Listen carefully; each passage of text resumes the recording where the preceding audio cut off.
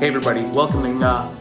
Sorry if I look a little disheveled, it's because I am, because I've just been spending the past several weeks preparing for going to and then starting to get established in Spain. That's right, this background is real. I'm currently situated in the Basque Country on the northern coast of Spain. So life is pretty crazy. I'm figuring out how to live life out here. But it's time for the Conlang rally, or relay, whatever. 2024 Conlang relay. That's right, it's my turn. And I had the unique honor of being handed the torch by David Peterson, the DJP, and a translation in his language, Noalath. Point is, I was given a mini lexicon along with this translation and a very basic summary of how the language in general works. And my mission, my task that I was quested with, was to take what I was given, try and do my best to translate it with the information that I was given, and then convert that into a language of my choice. And I knew that the person coming after me in this Conlang relay was Ætérnal. So basically, my thought was, which of my languages, and I'm not talking about the cursed ones, I wanted to do like one of the Dog Days languages, preferably a Cerncahelan language. Which of those Cerncahelan languages would be the most difficult for Ætérnal to turn into whatever he chose to translate it into? And so I settled myself on Alkan. Because Alkan has some particularly difficult things when it would come to translating. It's a hard language, and a lot of the concepts in Alkan, they probably are going to be a little bit difficult to translate, so I'm very interested. Number one, when all these videos come out, because this is all like a surprise, we're all keeping our info secret from each other until all these videos come out either at the same time or like in a sequence with each other, probably on the same day. So whenever this video comes out, it's probably going to be like immediately preceded by DJP's one and immediately followed by Ætérnal's one. Ætérnal's one's going to be on my channel, by the way. No idea what any of this is going to be like. But the point is, I'm very interested to see what the original text looked like, what it looked like by the time it got to DJP, how much I botched it, and what's going to happen when Ætérnal turns it into whatever language he chooses. And Ætérnal's video will come out on this channel probably right after this one does. So you'll see that soon, I guess. And I'm sure his video is going to take a quite different approach to the explanation of things, because Ætérnal apparently recorded his whole process, and his video is going to be a cut down version of that process live as it happened. Me, I did the translation of DJP's text approximately like 2.5 months ago, I think. So I'm going to be more going over an overview of what my biggest challenges were and what I think the biggest challenges for Ætérnal will be. So with that, let's get into it. Can you hear me? Can you hear me? It looks like you can hear me, but can you hear me? That's the real question. You probably just heard this, but this is what DJP's Noalath text looked like when it was delivered to me. I think it's sometime in July. You already heard it most likely. Most likely very recently you just heard it, so ignore the highlighted parts, those are just like a key for me. But I was handed a basic grammar description that looked like that, and with just various basic notes on some elements of the language. Obviously it's not like a full grammar, but it's like just some elements of it. A few romanization notes, which do I guess have phonetic transcriptions on them, I just forgot. And then we have some glossary notes from the mini lexicon that's right here. And that mini lexicon is just a small list including, but apparently not limited to, every word that was featured in the translation. And I highlighted them for the most part as I went along, as I pinpointed them in the translation text and went for it. So with all that being said, after I glossed it and then parsed that gloss into semi-coherent sentences, I came out with this. Suddenly, you had a vision, as if you were prey. The vision of a river which had torn off the hands of the parents of the baby with one tooth. Yes, you had dreamt of these parents. You ask yourself, how can you hear the voice of the river? Who could have caused this? When could you dream for yourself again? Must it be so that the river was listening? Who was it for? And now it might tear off the hands of the baby in you in order to hear from the river again. The druid had said, the river quickly delivers prophecies in order to ensure its flow. The river needs many hands in order to deliver prophecies. Did you know how the druid has heard you? Druids don't want prophecies. They prevent the tearing off of hands and torture in order to make the river flow. However, druids need prophecies in order to be able to see. Therefore, you tore off your own hands in order to end the prophecies and bring suffering to the blind druid for its prophecies. Hear me. You had to purify this place.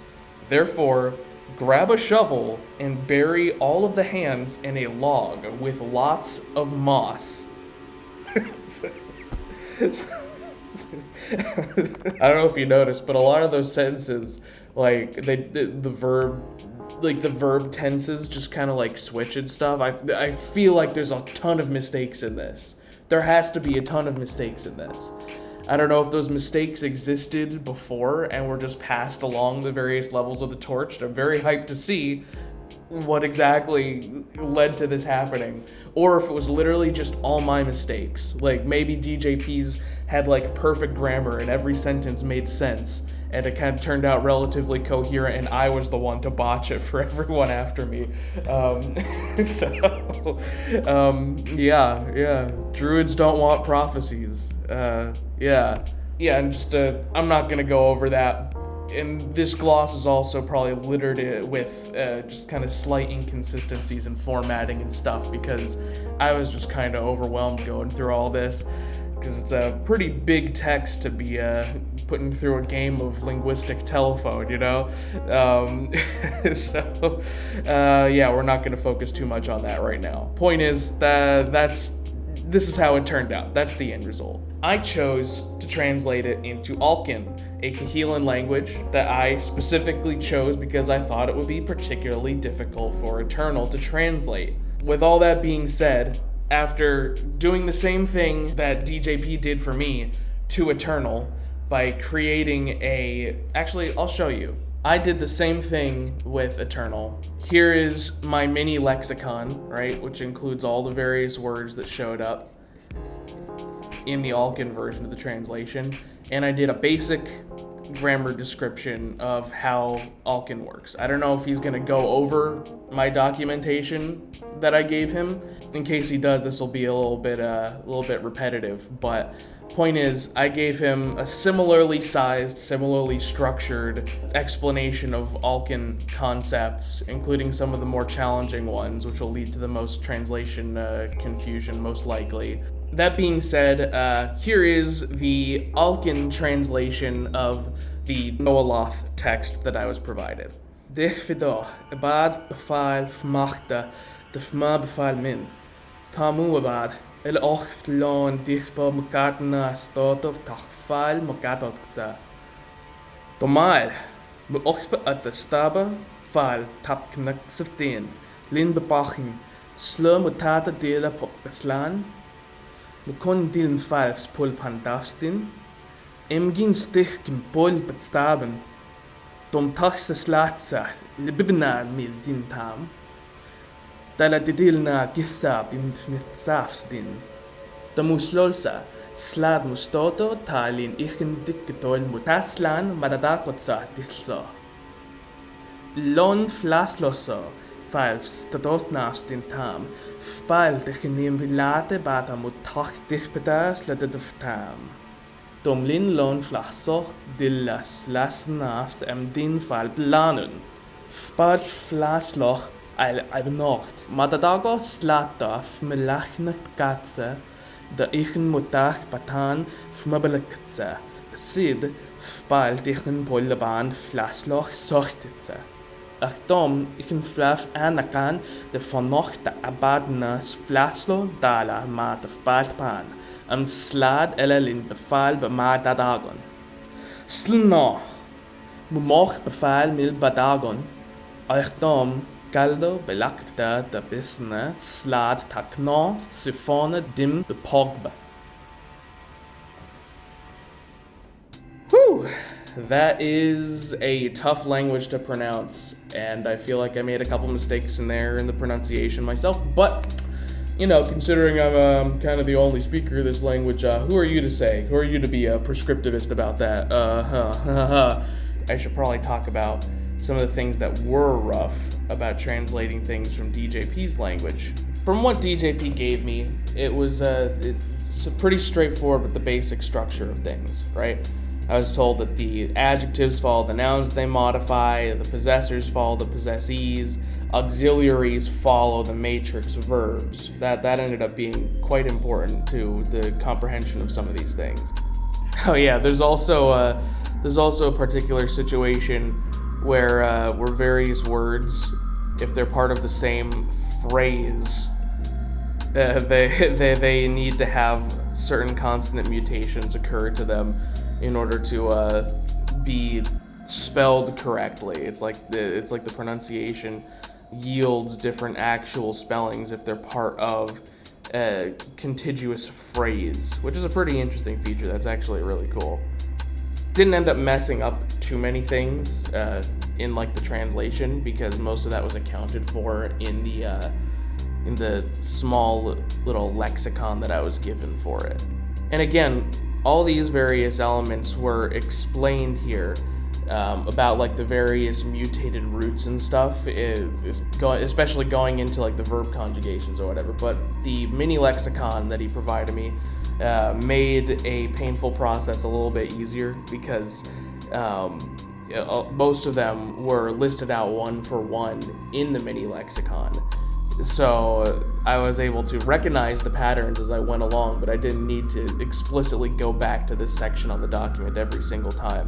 But it is really interesting how a lot of like these mutated roots and stuff affect the shape of the words. I like it a lot, actually.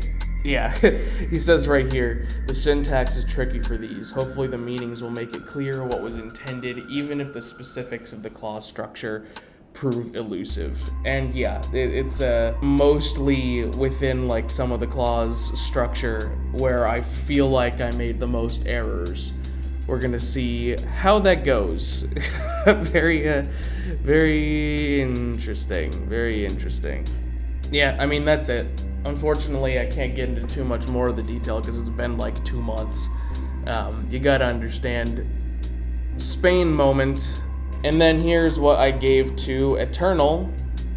Right, here's the mini lexicon. You can see how certain elements are like clumped together just because of the alphabetic order, you know. Second person singular for a weak verb leads you to that b prefix on the verb, so they're all going to show up in like the same spot. When I explain the Alkan language, obviously there's been a whole showcase about this, and there's a document on .org that explains how much of the grammar works. And I mean, like, I guess that kind of gives Ætérnal like a little bit more source material to go off of, but I think for the sake of translating something like this, it's not really going to be that big of a help compared to just giving a basic description like this. There's not too much in like the showcase or even in the spreadsheet that can't be said in this pretty quick explanation here when he's already got a mini lexicon to go off of. Yeah, so I basically say it's an OSV sorta pro-drop language featuring a split ergativity of nominative, absolutive, and accusative, and a distinction between active and stative verbs, and several perfective constructions. And so I explain the basics of the noun cases, I explain the 6 regular noun declensions based on the vowels and or consonant that the root word ends in, leading to those various case endings there, explained in order. Hopefully that is moderately helpful. Then we have the way that you pluralize various nouns, which also is something that affects the beginning of words. total coincidence. We got, say, the doubling up of these consonants. They just geminate them to make them plural. For these consonants, right, you geminate and lenite, and then for these consonants, you geminate by delaying the release and aspirating them. For vowels, you lengthen and you pharyngealize the vowels. And so that is hopefully also fully accounted for in like the mini lexicon. If not, then that would be a bit of an oopsie on my part, but that's the fun of the game, right? Then we got the strong verbs and the weak verbs, the active and the passive forms of them, right? That is where a lot of the issues are probably going to come up for Ætérnal. Strong verbs and weak verbs are distinguished. It's kind of arbitrary which ones end up being strong verbs and which ones end up being weak verbs. You could usually tell by the way the infinitive form ends which one is which, but that's not always the case. Most of the time you have to look in the actual conjugations of the verbs. And the fact that you have to do this kind of matrix of strong and weak verb and active and passive verb. I made a whole thing about this in the Alkan showcase, trying to visualize exactly the difference in the conjugation. The conjugations, depending on whether it was an active or stative and whether it was strong or weak. And that creates a lot of complications. It's like extremely important. If you use an active verb instead of a stative verb in Alkan, it can literally like straight up change the definition of the word. Like the active version is actually translated into like a different word in English than the stative form. So that could hypothetically cause a bit of an issue. Yeah, and the weak verbs have like a less altered conjugation on the inside, except for their fourth person conjugation. But yeah, here's the active verb, stative verb kind of difference here, right? If you use the verb see in an active form, it means like spot, notice, detect, like your eyes are actively pinpointing something, right?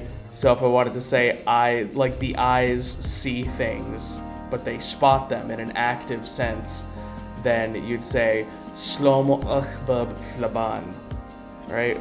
But if it was stative, for just saying that eyes see things, just by the mere nature of eyes being open, that they are seeing things without specifically pinpointing or doing an action to witness something, then the translation is slomo achbab eband, right? The only difference there is flaband versus eband in that verb conjugation there, but it makes a pretty big difference in the overall connotation of that sentence. Then you have the adjectives and adverbs, right? The adjectives are also conjugated in a way based on its influence from Pitham. So there's intensities to the nouns which create different basically geminations and different vowel insertions and consonant insertions into it based on whether it's positive or negative or intense. And so that should hopefully be accounted for in the mini lexicon. Hopefully there were not too many issues with that. And let's see what else. You got past tense being used with a verb, basically, essentially a modal verb, kind of, which is fal, and fal can be conjugated with part of the conjugation placed onto it and part of the conjugation being placed on the verb that follows if it's a strong verb. Otherwise, everything would be accounted for in the actual fal, past tense, ifire verb, right? And then the future tense particle fa is essentially an adverb. So hopefully that would be easy to spot, easy to figure out. Yeah, I mean, honestly, that's pretty much it. I explained a little bit of the phonology just as DJP did, but honestly, that's not really important for this exercise. I am extremely interested to see how this goes. That's pretty much all I gotta say, at least for now. With that, I thank you all for watching, and I implore you to move on right from here to Ætérnal's translation. He is handing me over the file at some point in the near future as of recording this, and I'm going to witness it for myself and then upload it, and it'll come out right after this one, supposedly. So I'm very interested to see how it goes. Speaking to past Ætérnal, good luck. I've already bantered with him about it. Have fun. I cannot wait to see how this turns out. And later on, I can't wait to see how it gets turned into the various other languages. I just want to see the start and the end and the whole process in between. I'm in the dark about this just as much as all of you are. So let's do it. Put like a card or whatever. If it's a premiere, maybe I'll even have the premiere directly lead into Ætérnal's one, or it'll be like a single big playlist. I don't know. You'll see, because you're experiencing it right now by the nature of you being here. Isn't that crazy how that works? Ooh, technology. Yeah, watch Ætérnal's one's next. Goodbye. Out. Mwah.